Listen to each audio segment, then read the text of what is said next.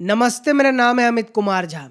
माघ मेला का इतना शानदार उत्सव चल रहा है, सब कुछ निर्विघ्न तरीके से चल रहा था, लेकिन उसमें भी विघ्न पड़ गया, सब इंतज़ाम अच्छे से होने के बावजूद।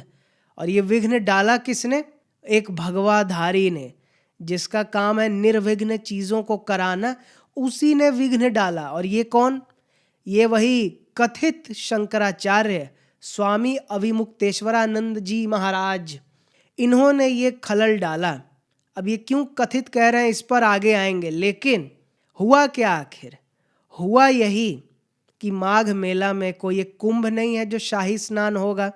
इस वजह से कहा गया कि भाई तट पर से पहले ही रथ अपना रोक लीजिए, पैदल चल के जाइए, नहाइए। लेकिन हम शंकराचार्य हैं, हमें कैसे रोक दिया? इसी नाम पर हटे नहीं रथ से, अपने शिष्यों को आगे कर दिया गुंडागर्दी करने के लिए पुलिस के साथ। तो पुलिस ने वही किया योगी की जो वो करती है, ठुकाई शुरू कर दी। तो इससे भगदड़ सी मचने लगी और प्रयागराज माघ मेला प्रशासन ने सीधा कह दिया कि अब आप जा सकते हैं, निकल जाइए, क्योंकि इस तरह से स्नान नहीं होगा और आपके वजह से कोई मर मुर आ गया, कौन लेगा जिम्मेदारी? तो इसलिए अब आप जा सकते हैं। तो इससे तमतमाए शंकराचार्य अपने शिविर की ओर चल दिए और धरने पर बैठ गए। मेरा अपमान हो गया, ऐसे कैसे हो सकता है?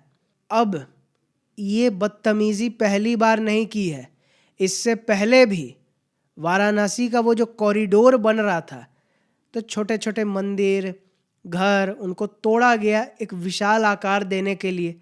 विरोध करने आ गए, ये देखो मंदिर तोड़ रहा है, ये देखो घर तोड़ रहा है, खूबसूरती बर्बाद हो रही है, ये बोलने लगे। और जब बन गया तब भी तारीफ नहीं की, बुराई ही की, नहीं वो ठीक था, ये बेकार है। और राम मंदिर को लेकर कह दिया कि अभी मंदिर पूरा बना नहीं, फिर भी लोग क्यों इतना पूजा प्रतिष्ठान कर रहा है जैसे कि पूरा बन गया हो। ये सब सनातन विरोधी है मोदी योगी। जब महाकुंभ के दौरान कुछ दुर्घटना हुई, कुछ लोगों की मौतें हुई जो नहीं होनी चाहिए थी, लेकिन हो गई, इस पर कहने लगे अरे पिछला कुंभ में भी तो यही था, इसमें भी यही है, आपने कौन सा बड़ा तीर मार लिया, योगी को लेकर कहा। जबकि अखिलेश यादव के टाइम में इससे कम लोग आए थे, कितने लोग मारे गए थे, फिर भी दोनों तो एक ही है।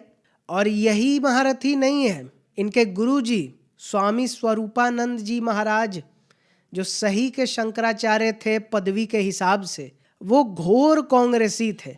हर बात में भाजपा का विरोध, भाजपा तो समाज बांट रही है, कांग्रेस भाईचारा कर रहा है, भाईचारा सबको मिला कर चल रहा है।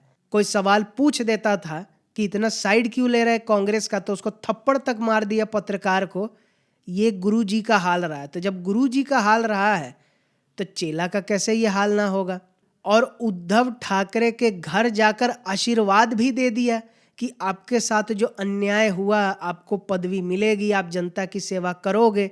तो ये जो विपक्ष के तरफ लाइन लेने लगे, सनातन विरोधी बातें करने लगे भगवाधारी होके, इस वजह से योगी आदित्यनाथ ने अंतिम फाइनल फैसला ले लिया कि सबक सिखाना है इस शंकराचार्य को, और नोटिस थमा दिया कि जवाब चाहिए जल्द से जल्द कि ये शंकराचार्य का पदवी आपने लगा कैसे लिया अपने शिविर के आगे।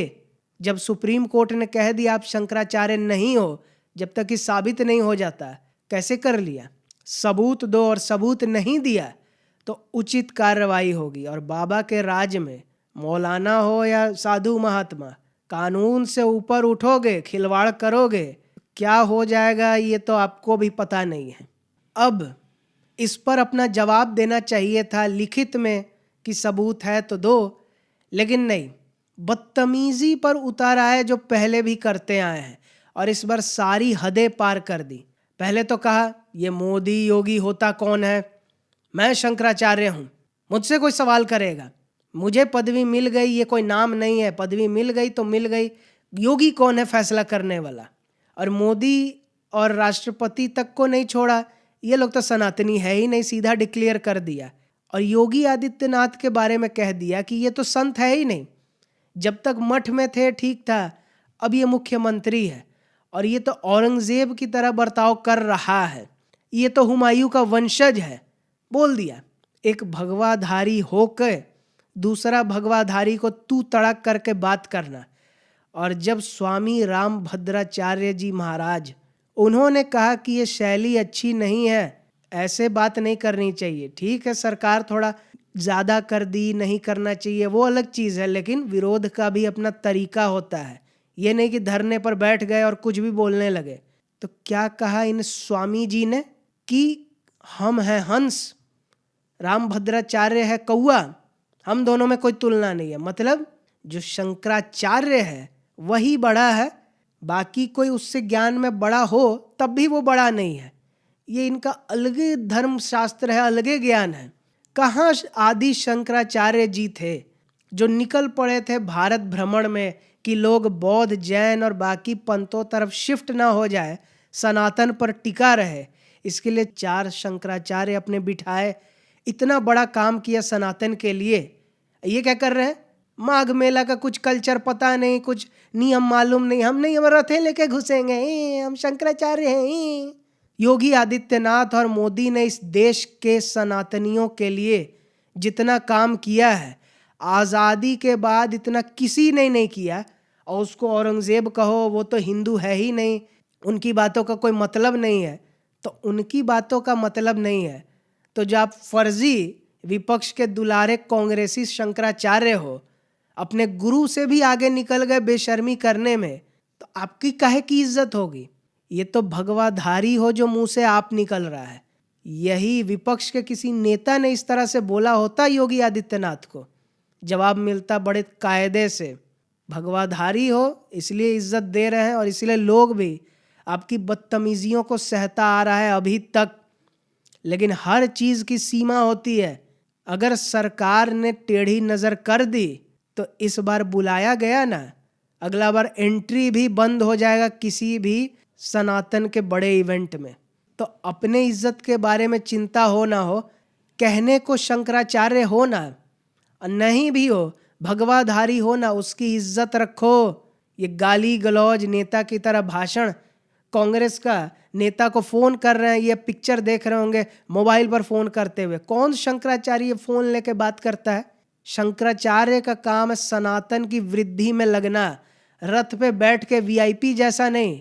आदि शंकराचार्य आपकी तरह हम तो रथे पर बैठेंगे इस तरह का रहते तो सनातन कब का खत्म हो गया रहता।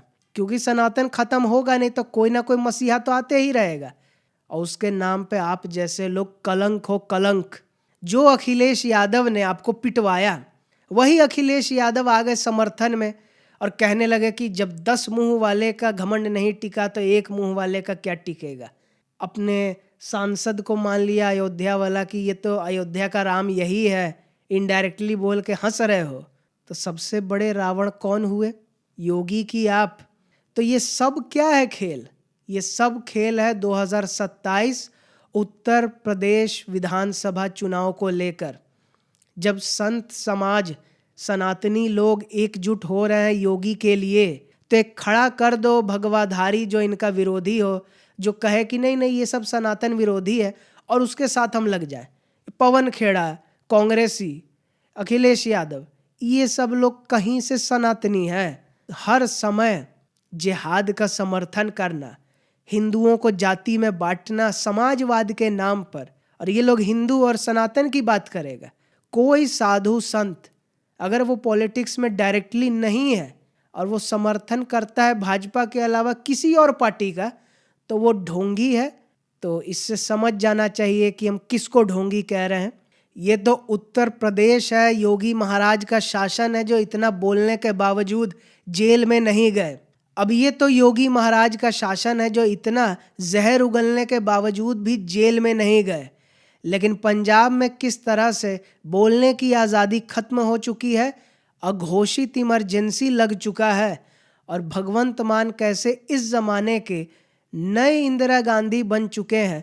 इस पूरे मैटर को जानने के लिए इस वीडियो पर क्लिक करें, और इस वीडियो को देखने के लिए बहुत धन्यवाद।